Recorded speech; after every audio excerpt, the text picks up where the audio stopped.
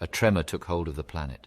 Sprung from death, it unleashed itself in a powerful wave, at once burrowing deep into the world's core and radiating through its saccharine atmosphere to shake the stars themselves.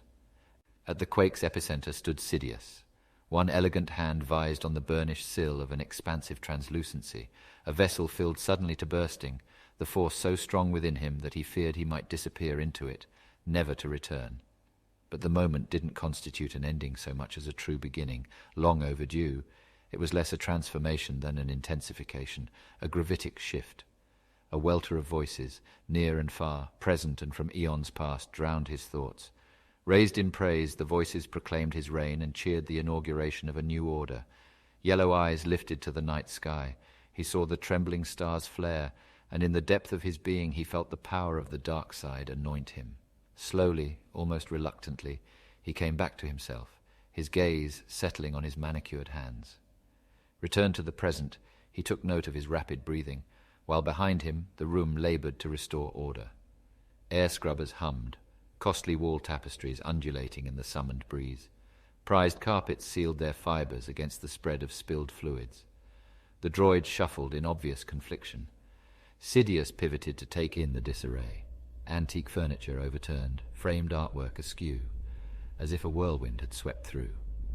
And face down on the floor lay a statue of Yanjun, one of 4 law-giving sages of Dwarti, a piece Sidious had secretly coveted.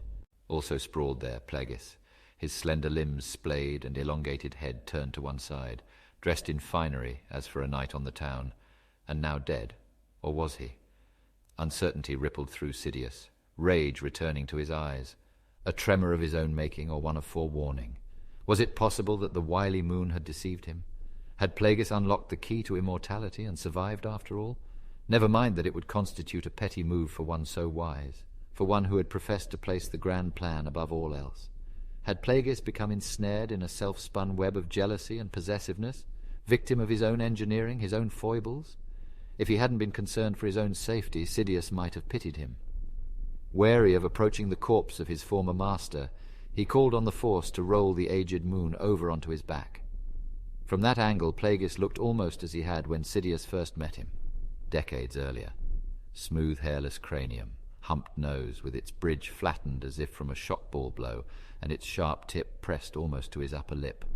Jutting lower jaw, sunken eyes still brimming with menace, a physical characteristic rarely encountered in a moon. But then, Plagueis had never been an ordinary moon, nor an ordinary being of any sort. Sidious took care, still reaching out with the Force. On closer inspection, he saw that Plagueis's already cyanotic flesh was smoothing out, his features relaxing. Faintly aware of the whir of air scrubbers and sounds of the outside world infiltrating the luxurious suite, he continued the vigil. Then, in relief, he pulled himself up to his full height and let out his breath. This was no Sith trick, not an instance of feigning death, but one of succumbing to its cold embrace. The being who had guided him to power was gone. Wry amusement narrowed his eyes. The moon might have lived another 100 years unchanged. He might have lived forever had he succeeded fully in his quest. But in the end, though he could save others from death, he had failed to save himself. A sense of supreme accomplishment puffed Sidious's chest, and his thoughts unreeled. Well then, that wasn't nearly as bad as we thought it might be. Rarely did events play out as imagined, in any case.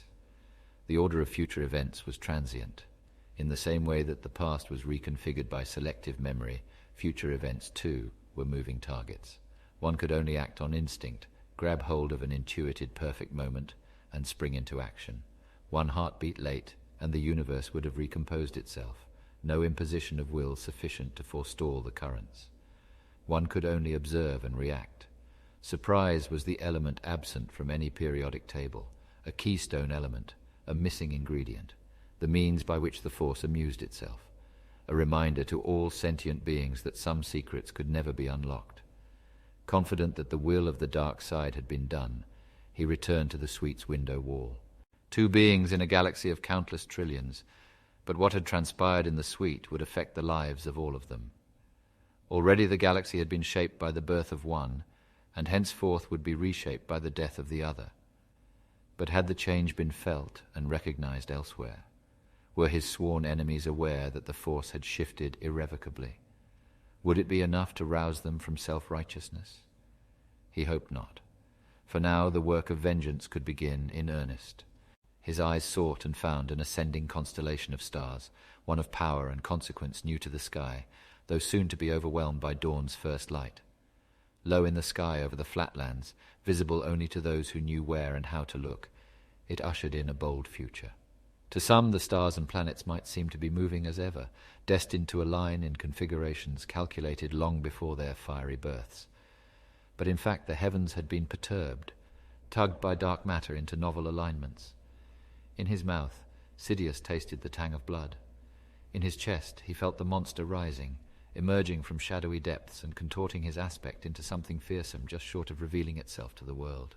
The dark side had made him its property, and now he made the dark side his. Breathless, not from exertion but from the sudden inspiration of power, he let go of the sill and allowed the monster to writhe through his body like an unbroken beast of range or prairie. Had the force ever been so strong in anyone? Sidious had never learned how Plagueis' own master had met his end. Had he died at Plagueis' hand? Had Plagueis too experienced a similar exaltation on becoming a sole Sith Lord? Had the beast of the end time risen then to peek at the world it was to inhabit, knowing its release was imminent? He raised his gaze to the ecliptic. The answers were out there, coded in light, speeding through space and time. Liquid fire coursing through him, visions of past and future riffling through his mind. He opened himself to the reconfigured galaxy, as if in an effort to peel away the decades.